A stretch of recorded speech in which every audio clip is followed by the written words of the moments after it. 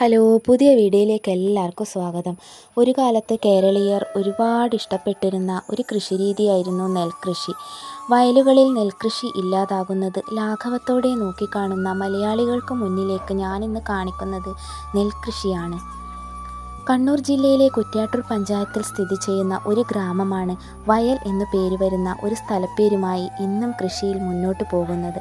വെള്ളുവയൽ എന്നാണ് സ്ഥലത്തിൻ്റെ പേര്. ഞാൻ ജനിച്ചു വളർന്ന എൻ്റെ സ്വന്തം നാടാണ് കേട്ടോ.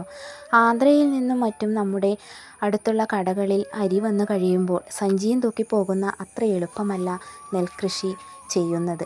ഒരുപാട് പേരുടെ സഹനത്തിൻ്റെയും കഷ്ടപ്പാടിൻ്റെയും കഥ നെൽകൃഷിക്ക് പിന്നിലുണ്ട്. പുതുതലമുറയ്ക്ക് അന്യമായി കൊണ്ടിരിക്കുന്ന നെൽകൃഷി ഇന്ന് ഞാൻ ചെയ്ത വീഡിയോ കൂടി അറിയാൻ കഴിയട്ടെ അല്ലേ കൂട്ടുകാരെ.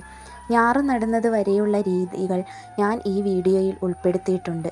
കാർഷിക മേഖലയിൽ നല്ലൊരു ഭാവി ഇനിയും ഉണ്ടാകട്ടെ എന്ന് പ്രാർത്ഥിച്ചുകൊണ്ട് എൻ്റെ ഇന്നത്തെ വീഡിയോ ഞാൻ ഇവിടെ വൈൻഡപ്പ് ചെയ്യുകയാണ്.